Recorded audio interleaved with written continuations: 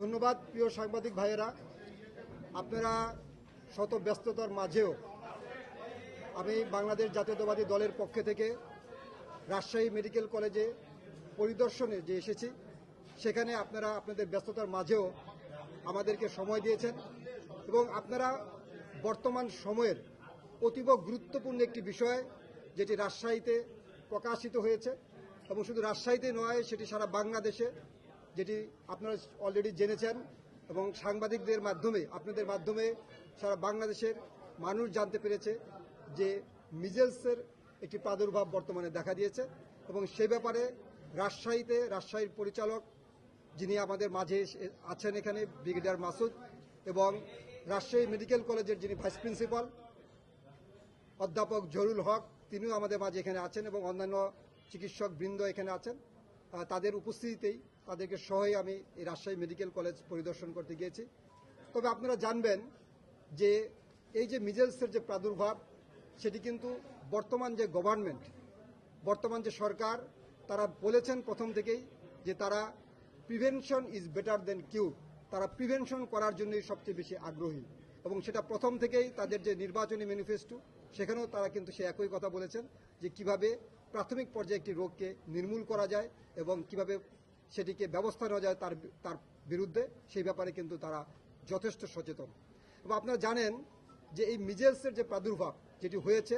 এটি কিন্তু প্রথম হয়েছে এই বছরের, এই বছরের যেটি অনেক দিন যাবৎ এটি আমাদের ডায়াগনোসিস ছিল না এবং আমরা অনেকটাই বলতে পারতাম যে সেটি ইরাডিকেশনও হয়েছিল এবং সেটি কিন্তু আপনারা জানেন যে রোহিঙ্গা ক্যাম্পে গত এই বছরের জানুয়ারির 4 তারিখে সেটি কিন্তু প্রথম ধরা পড়ে এবং তারপর থেকেই ওই সময়কার তৎকালীন সরকার তারা সচেতন ছিলেন যে কিভাবে এটিকে পরবর্তীতে যেন না ছড়িয়ে পড়ে সেই ব্যাপারে ব্যবস্থা নেওয়ার জন্য। কিন্তু অত্যন্ত দুঃখের বিষয় যে মিজেলসের যে ভ্যাকসিন, সেই ভ্যাকসিন ক্রয়ের যে জটিলতা তখনকার ইন্টেরিয়াম গভর্নমেন্টের সময় হয়েছিল, সেই কারণেই কিন্তু এখন অনেকেই সন্দেহ করছেন এবং আপনাদের পত্রপত্রিকার মাধ্যমে কিংবা সাংবাদিকদের মাধ্যমে জানতে পারা যায় যে সেই সমস্যার কারণেই আজকে হয়তোবা এই মিজেলসের প্রাদুর্ভাবটি দেখা দিয়েছে। এবং আপনারা জানেন যে 2024 সাল পর্যন্ত যে গাভীর মাধ্যমে এদেশের গভর্নমেন্ট সবসময় সেটি পেয়ে এসেছিল এবং তারপর থেকে অন্য একটি প্রতিষ্ঠানের মাধ্যমে কিন্তু সেই ভ্যাকসিনেশনকে ক্রয় করার জন্য কিন্তু বলা হয়েছিল। তাই এই ভ্যাকসিনেশনের যে সমস্যাটি, সেই সমস্যা শুধু সেখানেই নয়, এবং আমরা এটিও জানতে পেরেছি যে যারা ভ্যাকসিনেশন প্রোগ্রামটি বাস্তবায়ন করেন তারাও কিন্তু দীর্ঘ 1-1.5 বছর যাবতের উপরে তারা আন্দোলন করছেন এবং তাদের এই আন্দোলন করার কারণে কিংবা ট্রান্সপোর্টেশনের করার কারণে, অভাবের কারণে কিন্তু এই ধরনের প্রাদুর্ভাবগুলি সাধারণত দেখা দেয়। তাই আমি অনুরোধ করব যারা এই ধরনের ভ্যাকসিনেশন প্রোগ্রামগুলোকে সাকসেস করেন, সাফল্যমণ্ডিত করেন, তারা যেন এই দেশের জনগণের দিকে তাকিয়ে তারা যেন এই ধরনের কর্মকাণ্ডগুলোকে জনগণের যেন দুর্ভোগ না হয় সেদিকে তাদের প্রথম নজর দেওয়া উচিত এবং সরকারের অবশ্যই নজর দেওয়া উচিত যে ভ্যাকসিনেশন প্রোগ্রামটাকে কিভাবে সফল করা যায়, কিভাবে দ্রুত ভ্যাকসিনেশন এনে, কারণ আপনারা জানেন যে এই ভ্যাকসিনেশন প্রোগ্রামটি কিন্তু MR1 এবং MR2 যেটা আমরা বলে থাকি যে 9 মাস এবং 15 মাসে কিন্তু এই ভ্যাকসিনেশনটি দেওয়া হচ্ছে। কিন্তু এখন বর্তমানে যেটি দেখা গিয়েছে যে 4 মাসের বাচ্চাও কিন্তু এই মিজেলসে আক্রান্ত হচ্ছে এবং যেই কারণে এটিকে গবেষণা করার প্রয়োজন আছে এবং অতীব দ্রুত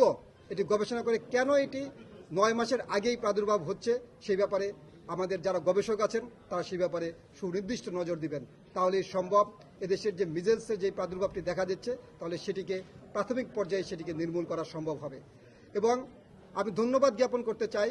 যে রাজশাহী মেডিকেল কলেজে আমি যে ভিজিট এসেছি, সেখানে দেখতে পেলাম তাদের যে স্বল্প পরিসরে তাদের সীমিত সাহায্যের মাধ্যমে তারা কিন্তু রুগীর পাশে এসে দাঁড়িয়েছেন এবং ডাক্তাররা দিন রাত পরিশ্রম করে তাদের যে ডিউটি, তাদের যে অতিরিক্ত ডিউটি তাদেরকে পালন করতে হচ্ছে, সে ব্যাপারে আমি তাদেরকে ধন্যবাদ দিয়েছি যে তারা তাদের যে সীমিত সামর্থ্য আছেন সেই সামর্থ্যের মধ্যেও তারা কিন্তু চেষ্টা করছেন। এবং আপনি এটিও জানবেন যে এখানে যে পেডিয়াট্রিক যে আইসিইউ আছে, সেই আইসিইউ আমি দেখতে গিয়েছিলাম এবং পেডিয়াট্রিক আইসিইউতে তারা প্রায় 12 জনকে রেখে তাদের যে পেডিয়াট্রিক্স আইসিইউতে তারা তাদের চিকিৎসাগুলো সম্পন্ন করছেন। এবং আপনি শুধু তাই নয়, সারা বাংলাদেশেই যে ইনশাআল্লাহ অন্যান্য যে এটা নিয়ে আতঙ্কিত হওয়ার কিছু নেই। আমি আপনাদের মাধ্যমে জনগণকে জানাতে চাই যে এটা নিয়ে আতঙ্কিত হওয়ার কিছু নেই। আপনারা অবশ্যই সাবধানতা অবলম্বন করতে হবে। কারণ